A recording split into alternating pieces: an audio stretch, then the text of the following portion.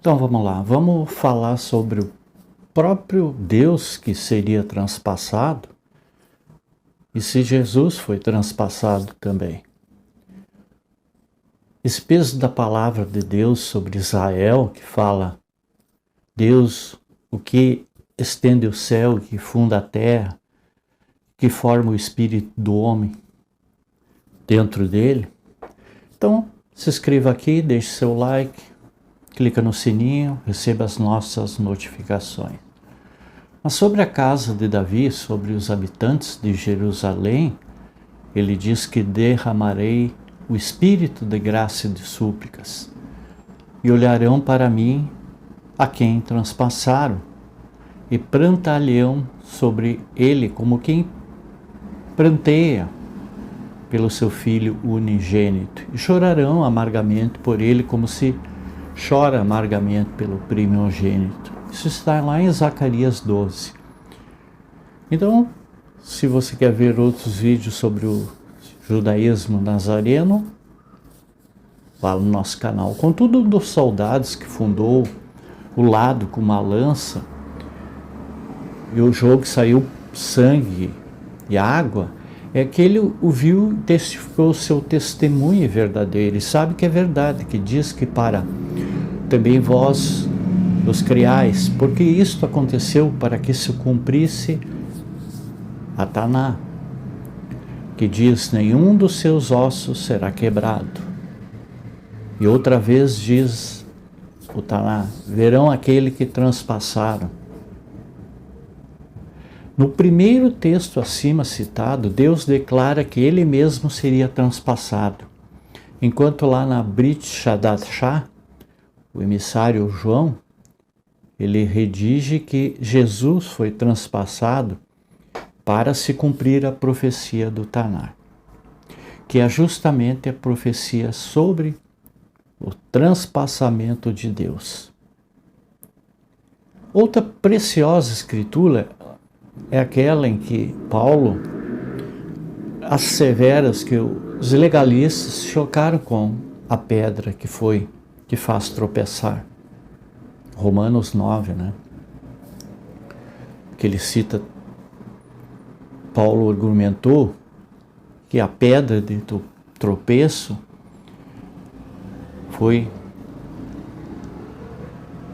Jesus foi mencionado por Paulo, e consigna que Deus é a pedra do tropeço. Então, deduz-se que Paulo, ele correlacionou o seu texto com essa referida profecia, para provar que Jesus é Deus, e a Deus a ele santificar, e seja ele o vosso temor, seja ele o vosso assombro.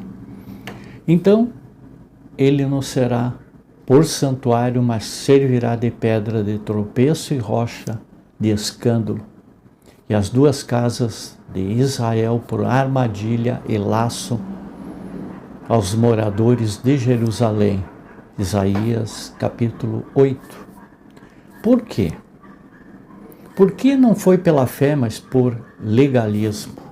Tropeçaram na pedra de tropeço, referindo-se a Jesus, como está escrito: eis que eu ponho em Sião uma pedra de tropeço e uma rocha de escândalo, e todo aquele que crer nela, ele não será confundido. Deus é chamado de marido de Israel, sua esposa, e Jesus é o noivo que vem buscar a sua noiva, que é Israel, né? Apocalipse 19. Se prevalecesse a teoria absurda de que Deus e Jesus são seres diferentes, então, de acordo com as profecias bíblicas, Israel se casaria com duas pessoas, o que se torna um caso de bigamia. À luz das Escrituras, somente existe o casamento da noiva, de Israel com Deus. E o noivo, e a Brit Shadashah esclarece que esse noivo é Jesus. Da mesma forma, Não existe outro pastor de Israel, somente Deus. Pois eis o que diz Deus Elohim: estou assumindo o controle.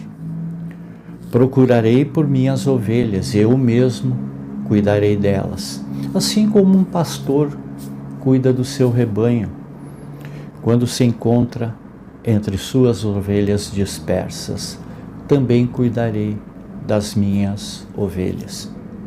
Ezequiel 34. Jesus identificou-se como sendo este pastor, quando ele disse: eu sou o bom pastor dá sua vida pelas ovelhas. E no livro do Apocalipse descreve que Jesus, ele apacentará o povo, porque o Cordeiro que está no meio diante do trono os apacentará e os conduzirá às fontes das águas da vida. E Elohim lhes enxugará dos olhos toda lágrima. No Tanakh, Deus se revela a Moisés e se identifica como eu sou, serei, o que sou, serei. Essa expressão hebraica é chamada em aramaico de Enaná. Pois bem, esse nome exclusivo de Deus, ele foi usado por Jesus quando, da época que os soldados o abordaram para prendê-lo. Então Judas foi para lá levando consigo um destacamento de soldados e alguns guardas oferecidos pelos principais sacerdotes e fariseus. Eles levaram as armas, lanternas e tochas. E Jesus, sabendo tudo o que iria acontecer, saiu e lhes perguntou: a quem vocês procuram? E eles falaram a Jesus de Nazaré. Eles responderam, e ele disse: Enaná, eu sou, serei, o que sou, serei, conforme está em Êxodos 3. E estava com eles Judas, o traidor. E quando Jesus disse Enaná, eles recuaram e caíram no chão. Isso está em João. Por que os soldados caíram no chão? Porque, impactados por Jesus ter declarado que ele era Deus, acresce registrar que somente Deus é considerado o autor da vida e ninguém pode ser chamado de tal modo. Todavia, na Brit Hadashah, proclama-se que Jesus dá vida a quem quer, por ser o autor da vida. Apenas Deus tem poder para perdoar pecados. E em Mateus, Jesus perdoou os pecados do paralítico, o que revoltou os mestres da Torá, que reputaram blasfêmia a declaração do Nazareno. Objetivando provar que não estava blasfemando, Jesus promoveu a cura daquele homem.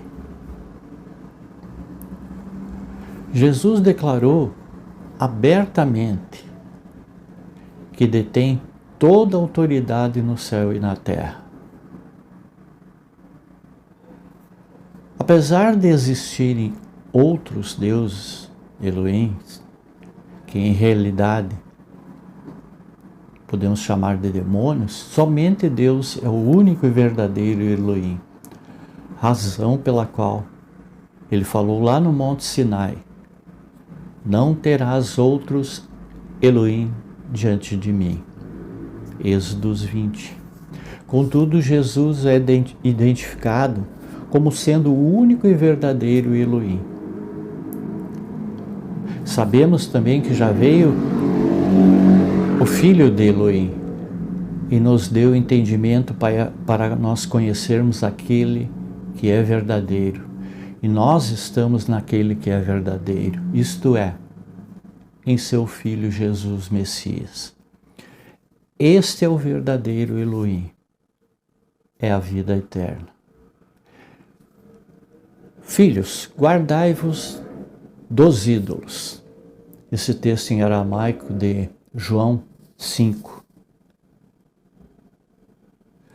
Na passagem citada, destaca-se que Jesus é o verdadeiro Elohim e que os discípulos deveriam se afastar dos ídolos. Hipoteticamente falando, se Jesus não fosse Deus, os nazarenos estariam praticando idolatria, pois estariam substituindo Deus por outro Elohim. Já que os nazarenos não eram idólatras, depreende-se que consideravam Jesus o verdadeiro Elohim, pelo fato mesmo de ser Deus. É por este motivo que Jesus recebeu esses atos de adoração, consoante esses textos em aramaicos que estão em Mateus capítulo 2, capítulo 4, capítulo 28, 17. Apenas Deus é imutável. Esta característica da imutabilidade, ela foi empregada para Jesus. Jesus, o Messias, é o mesmo ontem, hoje e eternamente. Isso está lá em Hebreus 13. Já se enfatizou que a manifestação em carne de Deus não causa estranheza ao pensamento semita, uma vez que a Torá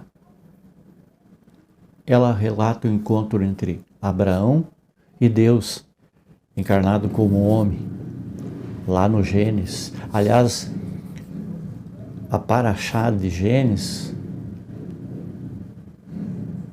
porquanto Deus apareceu em forma humana a Abraão, né? Depois apareceu-lhe Deus nos carvalhais de Mamre, estando ele assentado à porta da tenda no calor do dia.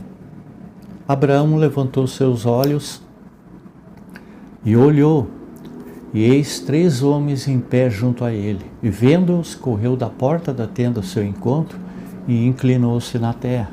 E disse: Meu Senhor, se agora tenho achado graça aos teus olhos, rogo-te que não te passes de teu servo. Ao se ler todo o capítulo mencionado de Gênesis 18, percebe-se que 3 homens apareceram a Abraão, sendo que um deles é identificado como sendo o próprio Deus.